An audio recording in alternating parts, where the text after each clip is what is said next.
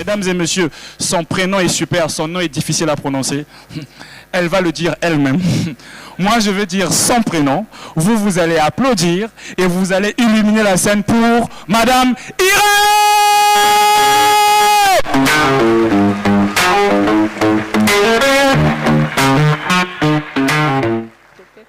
Je tiens d'abord à m'excuser. Moi, je suis en basket, contrairement à elle. Je ne supporte pas les talons d'Achille. Parce qu'à la moindre escarmouche, je me pète la bouche, elle se transforme en babouche. Je tiens également à m'excuser. En fait, je ne vais pas faire trop de mouvements sur scène parce qu'il y a le caméraman. Il ne sait pas me voir de profil. Juste de face. Bonsoir Brazzaville, est-ce que ça va? Vous allez bien? En fait, moi, je m'appelle Irène Ziruka, je viens de la RDC et je suis là que pour le business. Oui, en fait, ce matin, j'ai livré un monsieur juste comme ça, en train de l'Ox, on m'a filé 400 000 francs CFA. Ouais, apparemment, il y a une histoire de DGSP ici. C'est-à-dire, oui, c'est-à-dire pour les jeunes entrepreneurs qui manquent de financement, regardez vos têtes de vos voisins ici. Hein, par exemple, sur cette liste, je vois déjà 400 000, 500 000. Non, lui, c'est 5 000. Ah, l'autre, on donne gratuitement. Alors, mesdames et messieurs, vous allez bien ce soir? Vous allez tous bien? Comment vous faites pour aller bien et vous êtes devant moi? Non, parce que moi, il y a une heure, si tu m'as croisé, j'allais pas bien. J'allais au CCF. Oui, il y a juste parfait, je l'ai croisé, je lui ai demandé, tu vas? Oui, il m'a dit, il va bien. Sauf qu'il est ici. Est-ce que c'est ici bien?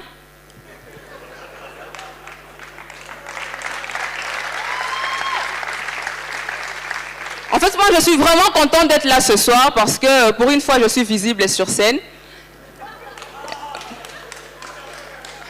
En fait, avec ma taille, je passe souvent invisible qu'on me confond au trépied, tu vois. Ouais, je vous assure, en fait, moi, la dernière fois, récemment, je suis montée sur scène, il y avait le trépied, sauf que je ne l'avais pas demandé à l'avoir. Et quand le metteur en scène s'en est rendu compte, il s'est précipité, l'a soulevé. Ça, on n'en a pas besoin. Sauf que c'était moi qu'il venait de soulever. C'est-à-dire, en fait, pour lui, le trépied et moi, on ne fait qu'un. C'est mon collègue, tu vois, c'est mon homologue.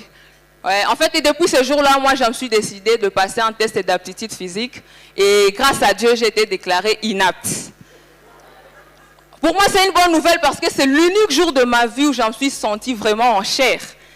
Que j'ai livré mon corps aux ventes aux enchères, tu vois. Ouais, je vous assure, c'est pas facile d'avoir ma taille, je vous assure. Ouais, sauf que moi j'aime bien ma taille parce que, enfin, déjà avec mon corps, je ne peux pas affirmer que j'ai un corps en forme, tu vois. Moi, je pense que j'ai plutôt un corps uniforme, tu vois. Ouais. Merci. Et je vous assure qu'avec ce corps uniforme, moi, à l'école, quand on me demandait de venir en uniforme, moi, j'étais souvent tentée de venir nue, tu vois. D'après tout, c'était justifié parce qu'après, je servais de matériel didactique en cours d'anatomie. C'est que ça passe à tous les coups. Ouais, en fait, moi, quand tu as ma taille, enfin, moi, je reconnais, j'ai une taille sans détail, tu vois. Hein? Non, madame, ça va, vous avez une taille qui a des détails. Hein? Pourtant, on dit que les détails se cachent dans les petites choses, alors...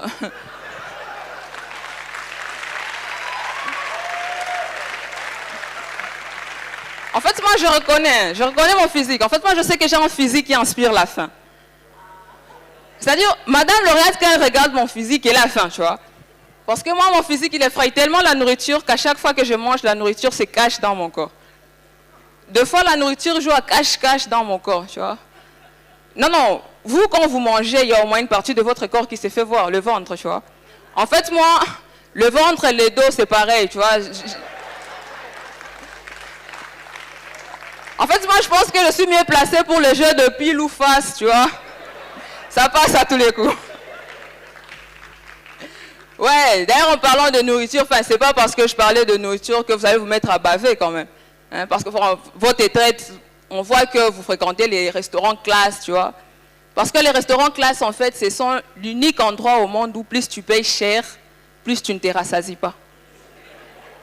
On est tous d'accord, n'est-ce pas?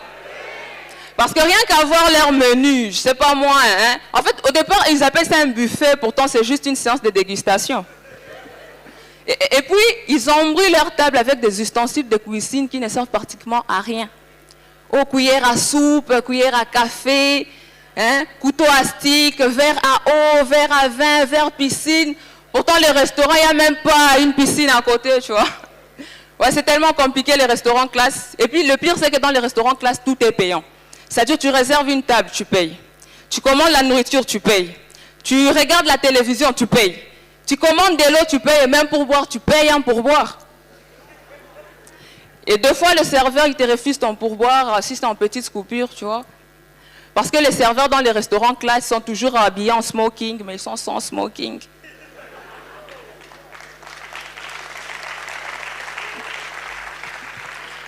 Par contre, à part les restaurants classe, il y a également les restaurants tout est grâce. Enfin, je sais, ici, chez nous, on l'appelle les maléois, tu vois. En fait, ce sont les gens des restaurants qui sont toujours situés dans un coin derrière un truc, tu vois. Derrière un marché, hein, derrière un camion en panne. Et applaudissez ensemble, s'il vous plaît. Merci. Et dès que tu arrives dans ce genre de restaurant, tu sens la classe. Maintenant, en fait, tu es dans une vraie classe. Parce que tu as le menu qui est écrit derrière sur un gros tableau noir qui te sert de porte.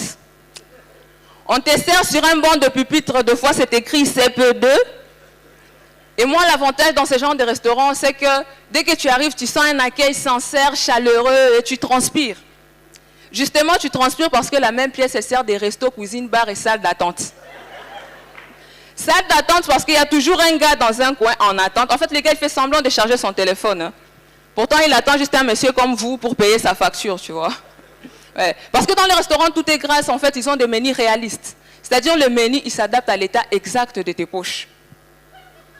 C'est comme ça que le même plat servi aujourd'hui, tu peux l'obtenir à moitié prix demain. Et si tu insistes, tu l'obtiendras au tiers du prix après-demain. Et rien que par le goût, tu manges, tu sens que la nourriture a ressuscité le 3e jour.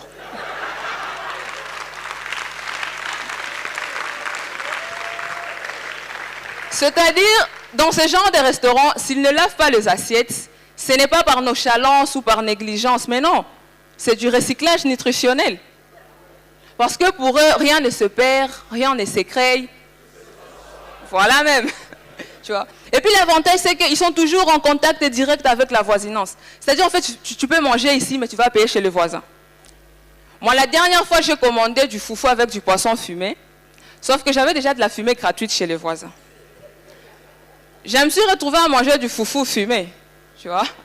Sauf qu'avec ma taille, je suis partie en fumée avec, tu vois. Ouais, je vous assure, c'est tellement compliqué, Parce qu'en fait, quand tu as une taille comme la mienne, je vous assure, moi, je suis là ce soir, vous me voyez, n'est-ce pas? Mais moi, contrairement aux autres, je ne peux pas affirmer que je suis là en chair et en os. Je suis là en os. La chair viendra après, tu vois.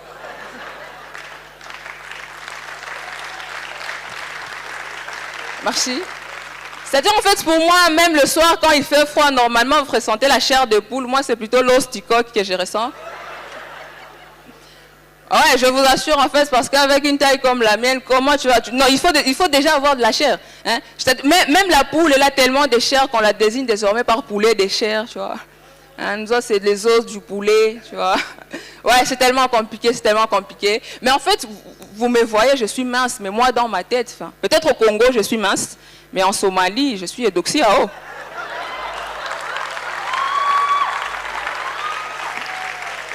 Ouais. Et d'ailleurs, je ne suis pas mince, mais non, j'ai plutôt une insuffisance pondérale. Bah ouais, c'est-à-dire, monsieur, quand je passe devant les hommes, ils ne se retournent pas, tu vois. Quand je décide de mener la course avec eux, ils ne se gênent pas. Ouais, enfin, sauf quand je suis avec mon petit ami, parce que quand je marche avec mon petit ami, j'ai réellement la sensation de ne faire qu'un.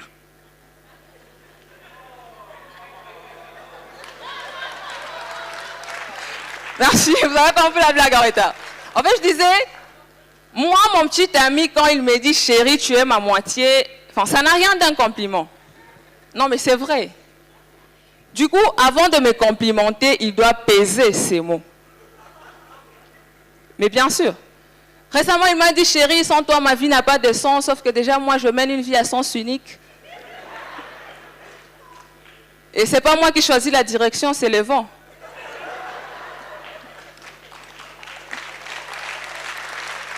Merci. Je vous assure, en fait, moi j'aime bien mon petit ami. Je me souviens au mois de mars, à la fête du 8 mars, ils m'ont offert un pagne. Enfin, pour lui, ce n'était qu'un pagne. Pour moi, c'était toute une garde-robe. Oui, parce qu'une fois chez le couturier, j'ai 14 blouses, 17 sanglets, 13 caleçons. Les restes des pages, je les ramenais à mes petits frères, tu vois. Ah ouais, c'est ça même l'avantage. Je ne sais pas s'il y a des témoins dans la salle qui peuvent prouver cela. Non, je ne parle pas des témoins de Jéhovah. Y a-t-il des témoins de Jéhovah dans la salle? Vous pouvez toujours nous garder vos brochures. Non, elles font des très bonnes couvertures des notes. Hein. Je ne sais pas si vous avez essayé. Mais j'ai une question pour le témoin de Jéhovah. Déjà, pourquoi le mot témoin de Jéhovah? Est-ce que Jéhovah avait des problèmes à la justice?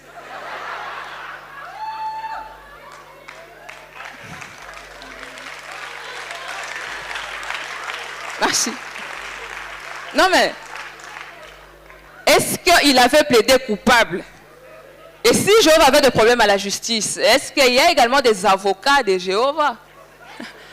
Ah ouais, enfin, parce que moi, je pense que les témoins de Jéhovah, ce sont juste les seuls livreurs à domicile, sans GPS, mais qui ne se trompent jamais d'adresse. En bref, ils font de l'évangile take-away, tu vois. Ouais, et justement, des fois, ils se rencontrent sur le way, sur la route, ils t'emportent avec de l'évangile, tu vois. Ouais, moi, j'aime bien les témoins de Jéhovah, mais la question que je me demande, est-ce qu'ils ont un autre travail à part le fait d'être témoins de Jéhovah? Non, parce que les gars, on les rencontre toujours dans le travail des témoins de Jéhovah. On est tous d'accord? Ouais, alors moi, je les imagine un peu dans la police routière, tu vois.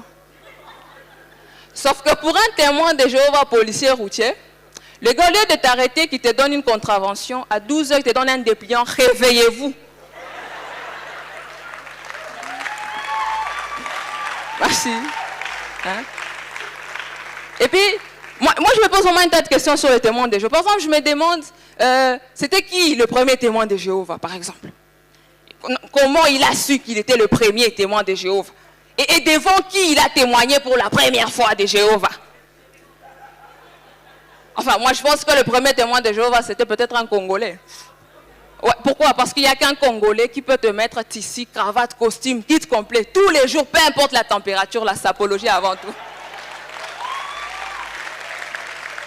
Hein? En fait, je m'imagine moi l'accouchement du premier témoin de Jéhovah, c'est-à-dire qu'ils étaient là, allez-y madame, poussez madame, oui je vois déjà une cravate venir, poussez madame, ça c'est un vrai témoin de Jéhovah, il a le livret. Non, moi je me pose un tas de questions sur le témoin de Jéhovah. Enfin, il n'y a pas que sur le témoin de Jéhovah que je me pose des questions, je me pose également un tas de questions sur ma taille. Hein. Par exemple, moi je me demande, est-ce qu'un jour je tomberai enceinte? Enfin, et je me demande si je tombe enceinte, où sera la place du bébé? Il sera au nord, au sud, au... Il sera où? Parce que dans le ventre, il y a vraiment beaucoup de choses, tu vois, il y a le pancréas, l'estomac, les intestins. Et moi, je parie que pour une femme enceinte, ses intestins doivent avoir mal au cœur.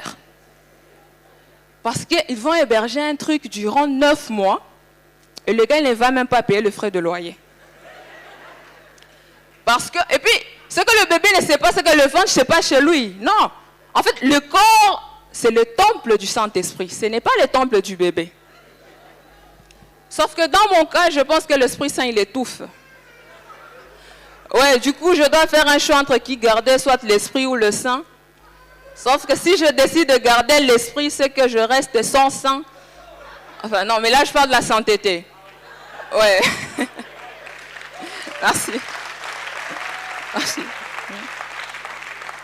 En fait, déjà, moi, je me demande, non, mais comment ça se fait, comment ça se passe, tu vois? Et puis déjà, pour une femme enceinte, il est interdit de boire, de fumer, on est tous d'accord. Alors, comment elles font les femmes jamaïcaines? Non, mais imaginez-vous un peu la maman de Bob Marley. Moi, je parie que Bob, il a parlé dans le ventre de sa mère. Maman, je ne veux pas naître si tu ne fumes pas. Maman, je ne veux pas naître... Imaginez-vous un peu la maman de Snoop Dogg. Non, mais à l'accouchement, on a vu de la fumée. Le docteur est parti en fumée, le bébé en fumée. Brazzaville, merci de m'avoir écouté. Merci. Merci. Merci. On fait du bruit, s'il vous plaît. Yes. Non, elle vient de loin. On fait plus de bruit pour elle, s'il vous plaît. Vous avez aimé le spectacle quand même. Merci.